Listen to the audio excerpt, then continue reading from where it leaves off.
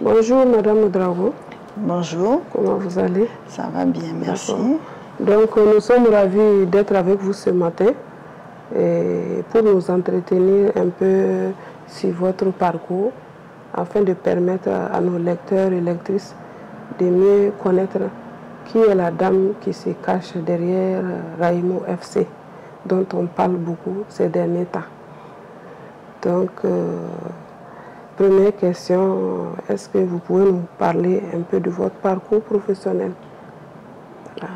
Merci d'être venu vers moi pour avoir des informations sur la dame qui se cache derrière RFC. Et je suis Kaboré Peggy et je suis épouse Ouedraogo. Je suis le quatrième enfant d'une fratrie de 3 garçons. Donc, je suis diplômée, j'ai une licence en sociaux, un master en ressources humaines RH et présentement je fais un MBA en marketing parce que je suis à la SECNAM, à la délégation aux activités nationales au niveau de l'aéroport, au bureau commercial et marketing. Donc voilà, ça c'est mon parcours professionnel. Et donc, vous avez fait votre enfance où? Maintenant, j'ai grandi à Zogna, à Ouagadougou. J'ai passé mon enfance ici. Je suis née au Cameroun. Mon père travaillait là-bas. Je suis née au Cameroun. Et je suis rentrée quand j'avais 3 ans. Et depuis, je suis restée au Burkina. Donc, j'ai grandi à Zogna, au Burkina, à Ouagadougou, au milieu de 3 frères qui sont tous dans le milieu du football. J'ai eu un frère même qui a joué à l'EFO, Asfa, qui était professionnel aussi. Donc mon père aussi était dans le milieu du football, il était le vice-doyen d'un club de fonctionnaires. Donc disons que j'ai baigné dans une ambiance de football presque toute ma vie. D'accord. Effectivement, ma question suivante était de vous demander qu'est-ce qui vous a amené au football. Donc on voit que c'est dès l'enfance que vous avez été bercé par ça. Donc est-ce que vous-même vous avez eu à jouer? Non, c'est vrai que dès l'enfance, j'ai grandi au milieu des garçons qui parlaient que de football, qui jouaient au football. Mais moi-même, personnellement, je ne m'y intéressais pas trop. Et c'est avec mon mariage avec l'international Raïmo Ouedraogo que je me suis retrouvée en plein dans le milieu du football et j'ai commencé à m'y intéresser par lui. Donc c'est par le mariage que je me suis réellement intéressée au monde du football. Parce que bon, lui il était footballeur, je l'ai suivi, je me suis mariée, je suis partie le retrouver aux Pays-Bas où il jouait au FC Twente.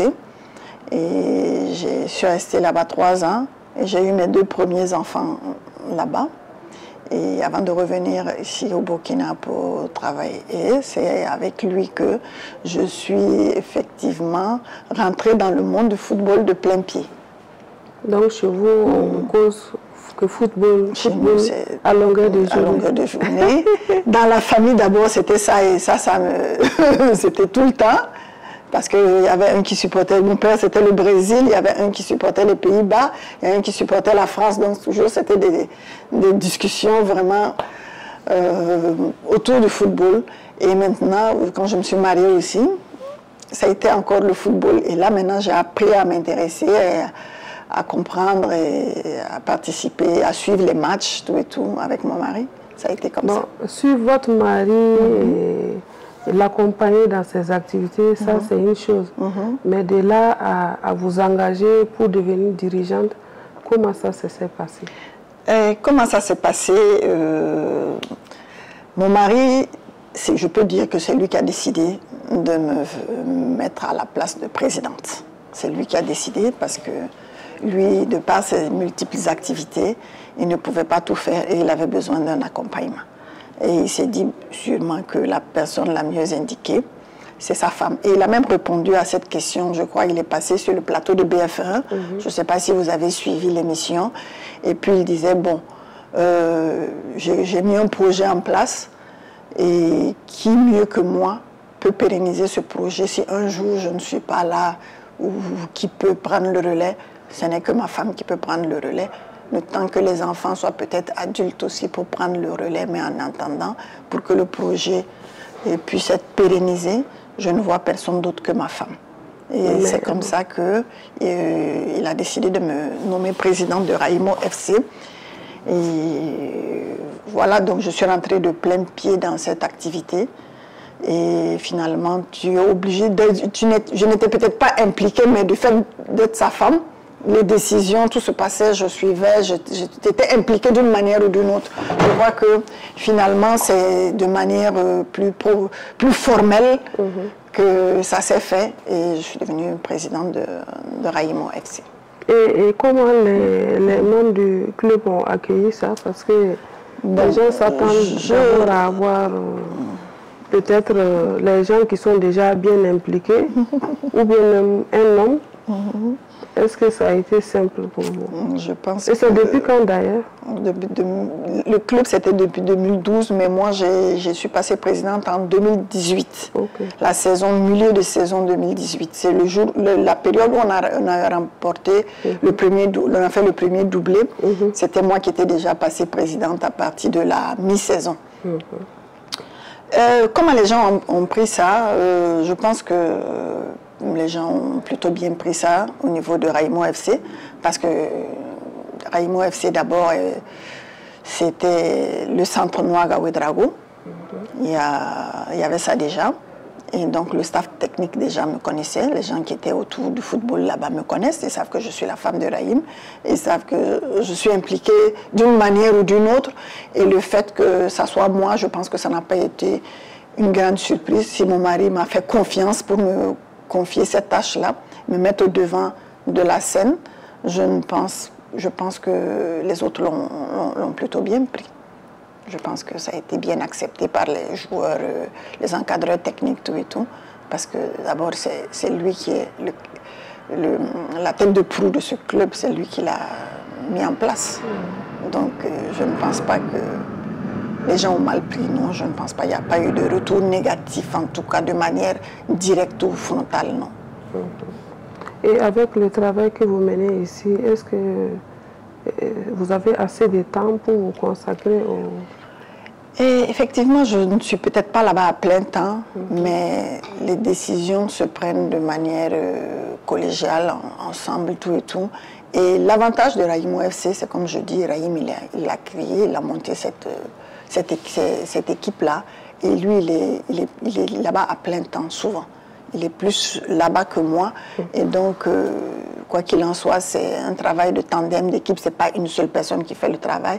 C'est toute une équipe, c'est tout un staff, c'est toute une organisation. Et ça se complète. Et je profite de mon temps libre, souvent, pour être là-bas, pour gérer les documents. Je me trouve ici, lui-même, il est là. Parfois, on est à Bobo, on est à Bama, on fait la navette. Non, jusqu'à présent, en tout cas. Et puis, on a un staff technique vraiment à la hauteur, qui gère, donc les gens qui gèrent le côté administratif, tout et tout. Donc vraiment, c'est quelque chose qui se passe vraiment de manière simple et pas de problème. Ça se gère. On arrive à agencer quand même. D'accord. Et cette année, vous avez remporté la Coupe du Faso. Et quelle organisation vous avez pu mettre en place pour pouvoir atteindre un tel résultat? Ah là, ça a été vraiment beaucoup de travail, comme je dis. L'année passée, on allait en finale. Malheureusement, on n'a pas eu la coupe. Et après cette défaite-là, on s'est dit, bon, on va se remettre, on ne va pas se décourager, on va se remettre au travail. C'est une expérience.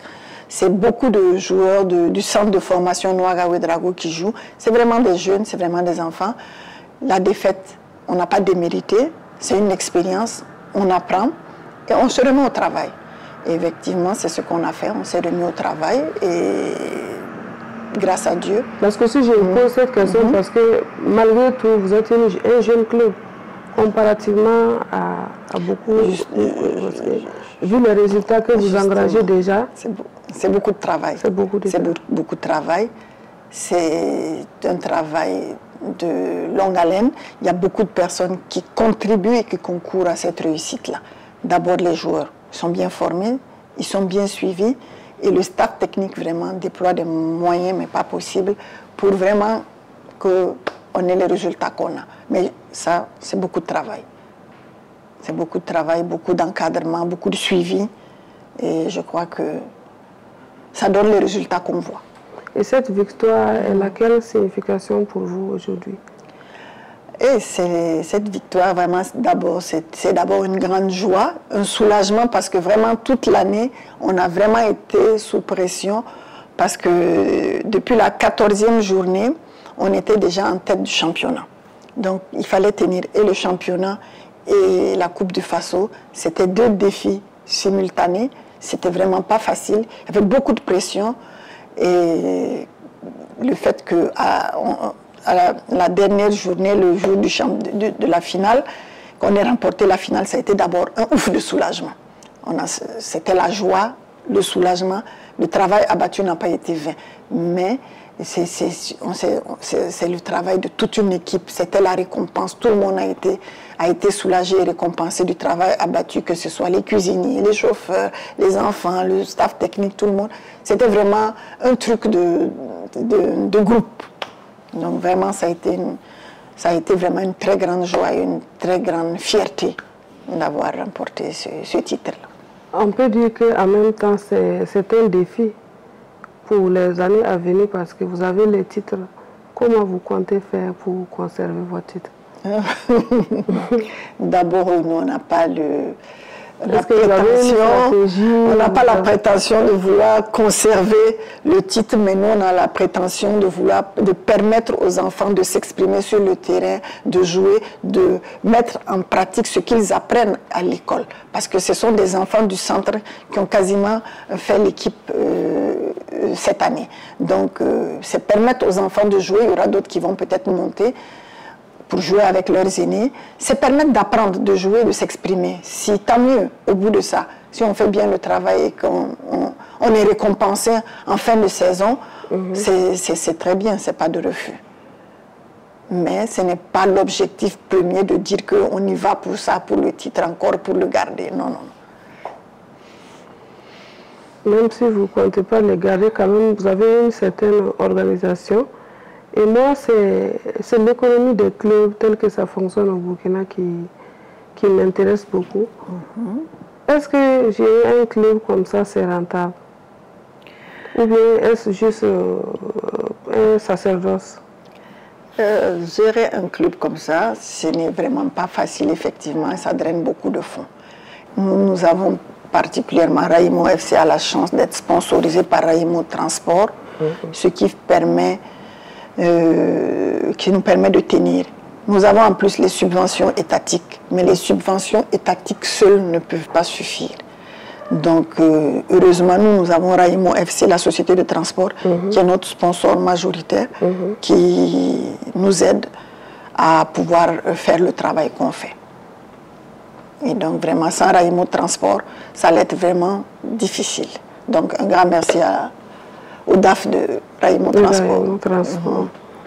Et à la Coupe de la Confédération qui est là aussi, comment vous préparez ça? On essaye d'abord de renforcer l'équipe. On a besoin de renforcer. Parce que les clubs au niveau national, souvent, même ceux qui émergent, après, ils ont du mal à s'imposer à l'international.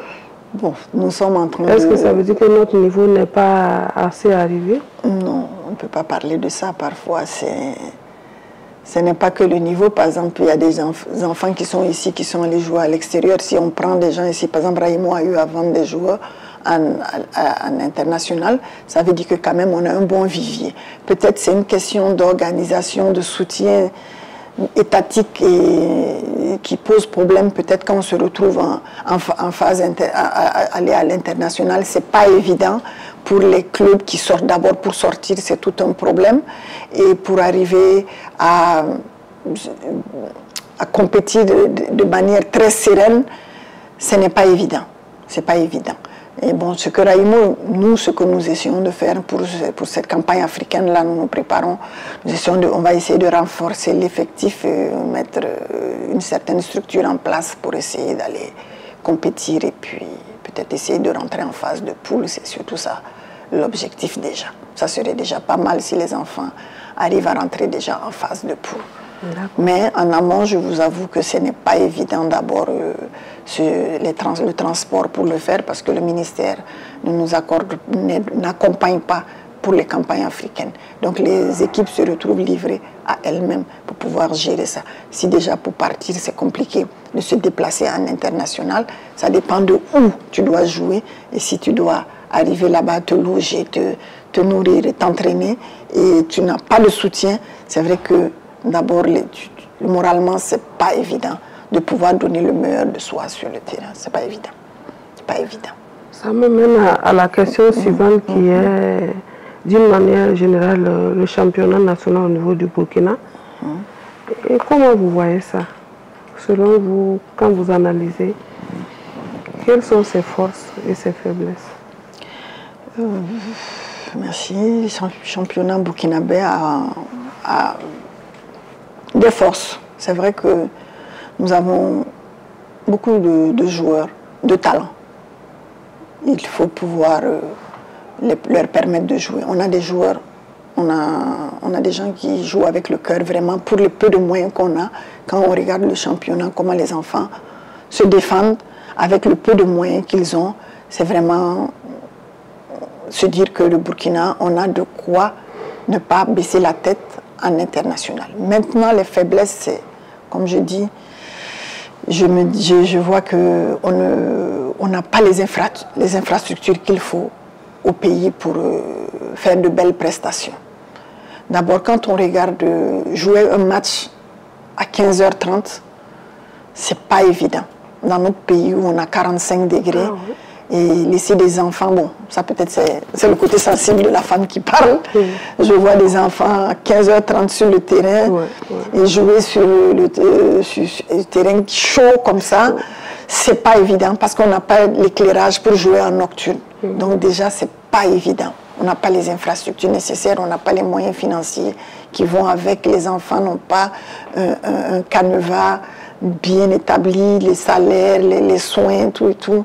C'est vraiment ce qui manque au Burkina. Et puis, la détection des talents, on n'arrive pas à faire jouer les enfants depuis le bas âge pour pouvoir les suivre, pour que ce soit des enfants qui vont jouer dans le futur. On n'arrive pas à faire les petites catégories. Alors que dans les petites catégories, ça permet d'avoir beaucoup d'enfants, d'avoir des bons éléments pour pouvoir monter en championnat. Donc on a vraiment, il y a vraiment du travail à faire. C'est vrai qu'à la volonté, l'État veut s'investir, mais peut-être on a beaucoup de fronts. Mais si on arrive à faire ça, le football burkinabé vraiment sera mieux positionné. Quand vous parlez de pouvoir repérer les talents, comment vous faites au niveau du club? Comment quelqu'un arrive à jouer au niveau de Raïmo? Oui. Ok, nous on fait le camp vacances. On organise souvent des camps vacances. Chaque vacances, on fait un camp vacances qui fait 1 mois, parfois 1 mois et demi. Ça dépend de l'engouement. Et à partir de ça, on fait une sélection. Et on détecte des enfants. Et on les prend petits à partir de 11 ans. Après le CP, on prend les enfants s'ils sont bons. Et le cas particulier de Raïmo, c'est comme des petits boursiers qu'on prend. Quand l'enfant est bon, il a du talent, Raïmo le récupère au centre de formation Nouaga Ouedraogo. Et c'est un centre gratuit. L'enfant est pris en charge depuis la 6e jusqu'à la terminale, jusqu'à ce qu'il ait 18 ans, puis qu'il puisse jouer. Ou parfois à 17 ans, on a des petits de 17 ans qui ont joué dans ce championnat. Donc vous prenez de 11 à quel âge? On commence à 11 ans. Mais il se peut qu'on prenne quelques... Parce qu'il y a des talents qui oui, justement. Voilà. On recrute à partir... La 6e, c'est à partir de 11 ans, on prend les enfants. Parfois 10 ans, ça dépend de comment est l'enfant. Bien, en milieu de parcours aussi, on peut recruter des enfants. Si on a fait une détection et qu'on a vu qu'un petit, il est vraiment bon, on le prend. On n'a pas de problème avec ça. Mais c'est beaucoup d'argent, hein? C'est tout un budget, justement, et le fait de pouvoir, justement, vendre ces enfants, si vraiment c'est des pépites, ça permet d'aider au niveau de la formation des plus jeunes et de soutenir aussi l'équipe première. Chaque année, comme ça, vous pouvez recruter... Chaque année, parfois, ça dépend. On peut prendre une dizaine, ça dépend. Ça peut être étalé. Donc, on les fait progresser comme ça. Donc, ils suivent un parcours scolaire oui. En même temps. Oui, c'est sport-études. On fait les deux. C'est sport-études. Ça, c'est obligatoire au niveau de Raïmo. On ne va pas tout miser sur le football et le cas, parce qu'on sait le football, ça va vite. Il peut y avoir un accident. Il faut que l'enfant aussi ait une formation. Et l'école, ça, c'est obligatoire. Quelles sont vos solutions pour améliorer la qualité du championnat national et le football? Je reviens à ça. Il faut la détection des talents. Oui. Il faut détecter les talents, prendre les talents et les suivre, les former pour pouvoir les reverser dans les différentes équipes. Parce que sinon, après, on est obligé d'aller chercher ailleurs, alors qu'on on a la possibilité en interne. Donc, il faut déjà ça. Il faut que le football burkinabé soit plus attractif, soit plus attrayant. C'est vrai que... Et puis, il faut que les médias aident aussi à parler beaucoup de football pour attirer les gens dans le stade. Parce que dans les stades, on se rend compte que les stades sont vides. Les gens ne viennent pas suivre le championnat. Donc, si les gens ne viennent pas suivre le championnat, payer les tickets pour entrer, les gens ne viennent pas, ça ne dégage pas des revenus pour réinjecter dans le football. C'est ça. Il faut que les supporters même, qui sont le 12e homme, soient partie intégrante même du football burkinabé. Si les stades sont pleins, mais les gens aiment le football. Comment vous expliquez que les stades sont vides? Les gens aiment le football, mais je ne sais pas pourquoi les gens ne viennent pas au stade. Peut-être parce qu'il n'y a pas une politique peut-être qui est faite peut-être pour attirer les gens. Ça serait bien de faire peut-être... Est-ce que le club, vous devez aussi communiquer, inviter les fan clubs à... Les fan clubs à venir, inciter les gens à venir suivre les matchs, mobiliser les gens dans les quartiers. Et puis, si on commence à recruter des enfants, ça va encourager les amis, tout le monde. Ça va drainer du monde. Il faut qu'on puisse drainer du monde. Il faut que les médias aussi fassent beaucoup de campagnes, de bruit autour du football ou autre sport même pour pouvoir conscientiser les gens, inciter les gens à venir au stade. Cette année, j'ai vu qu'il y avait le président du Faso qui était à la finale.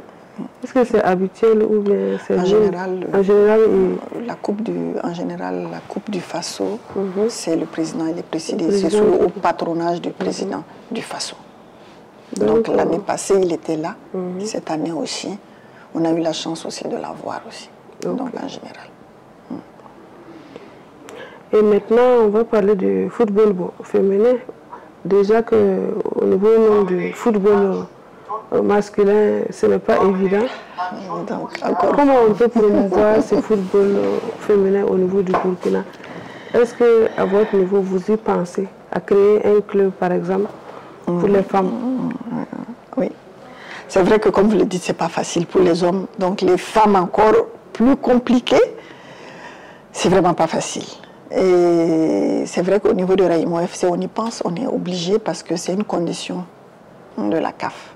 Il faut avoir une équipe féminine si on veut participer aux campagnes africaines, si on veut être autorisé à participer, il faut. Et donc Raïmo y pense. On pense à faire un club féminin en partenariat avec certains clubs déjà féminins qui existent. On essaye de réfléchir et de mettre quelque chose en place. Donc Raïmo a pour objectif aussi de faire Raïmo Filles, pas en internat pour l'instant, mais en externat, essayer de faire quelque chose par rapport à ça.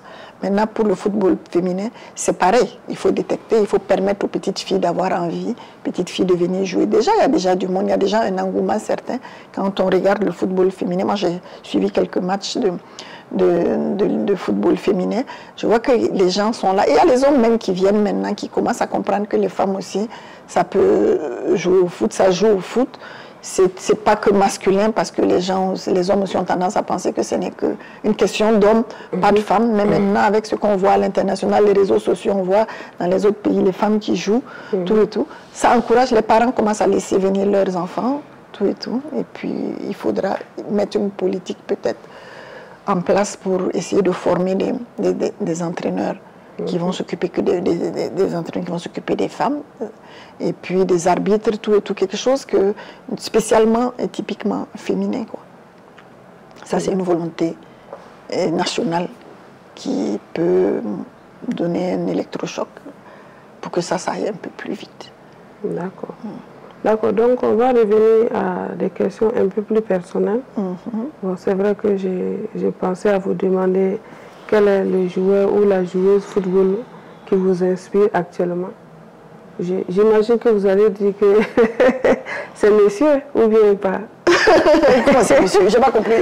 Non, j'avais pensé à mon joueur préféré. Non, pourquoi monsieur? Monsieur ne joue plus, monsieur. C'est la place du petit frère. Et il y a une femme là que j'ai vue, et puis je me rappelle qu'on prenait un prix, c'est en 2020, tout et tout. Il y a une Salimata, c'est oui, Salimata. Oui, j'ai regardé aussi, j'ai vu que elle aussi, même elle est en Guinée équatoriale, je crois, jouer tout et tout. Je vois qu'elle se défend pas mal avant, et puis elle milite beaucoup pour le football féminin. Elle sait ça, mais Bertrand Traoré, ça c'est mon joueur. J'aime bien. C'est le talent. C'est le talent, c'est lui, c'est le talent à l'état pur, quoi. Non, lui, c'est quelque chose. Donc, c'est ça. Et aujourd'hui, si vous aviez un conseil à donner à une jeune femme qui rêve de carrière dans le management du sport, est-ce que c'est possible? Est-ce que c'est facile pour une femme de s'imposer dans ce milieu-là? C'est possible.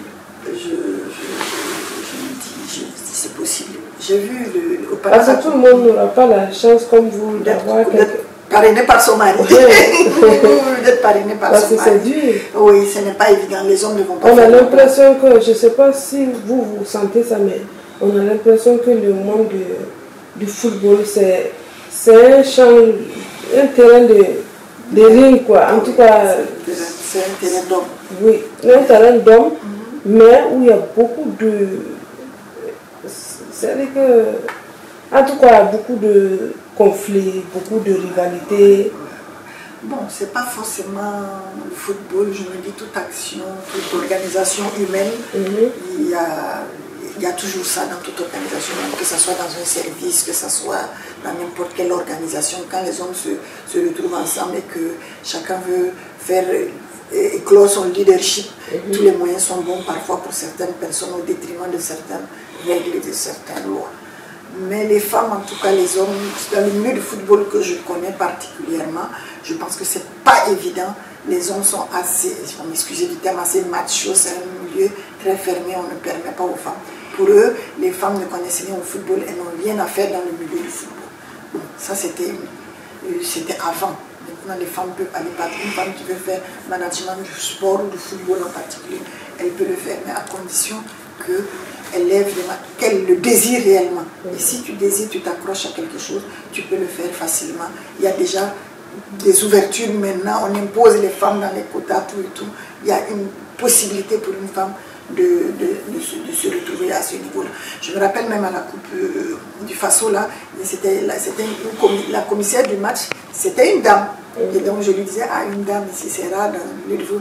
Elle dit, ah oui, c'est pas facile, les hommes ne veulent pas tout et tout, donc il ne faut pas se laisser, il faut vraiment pas se laisser faire, il faut batailler, quoi. Et une femme, si elle est mariée, il faudrait qu'elle puisse se faire accompagner par son mari.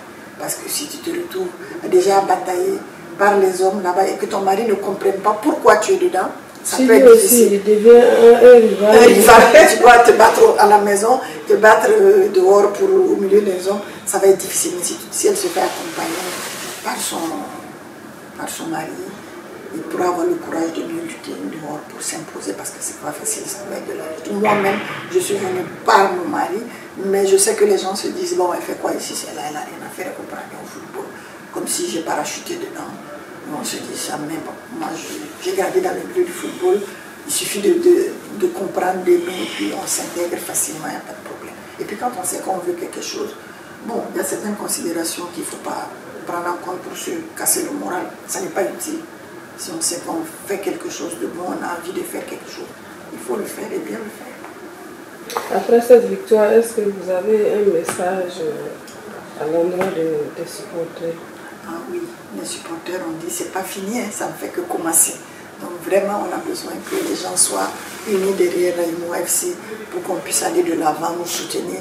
C'est pas facile, donc mais quand on sait qu'on a le soutien et puis vraiment les gens sont derrière vous, ça vous motive. Et en tout cas, on aura besoin encore des supporters parce qu'on va en campagne africaine et si on sait qu'on a du monde derrière nous pour nous soutenir, on aura peut-être le courage de mieux travailler pour ne pas le décevoir et pouvoir faire plaisir à tout le monde, à tout le Burkina, parce que c'est la fierté du football burkinabé. Si on arrive à aller en phase de poule, si on fait quelque chose de bon, c'est l'image du Burkina qui est rehaussée. Donc, Madame Egaoui, nous sommes à la terme de notre entretien. Je ne sais pas s'il y a toujours quelque chose que vous avez envie d'ajouter. Oui, je vous remercie beaucoup de m'avoir choisi, d'être venu vers nous pour nous poser ce genre de questions et puis avoir des éclaircissements par rapport à vos parcours, tout et tout. C'est vraiment, je suis vraiment très contente, je vous remercie parce que ce n'est pas souvent que les gens viennent vers les femmes pour avoir des questions, ils vont aller peut-être plus vers l'homme pour avoir des réponses à leurs questions, mais vous avez tenu à venir me rencontrer, donc vraiment je vous remercie beaucoup pour ce geste.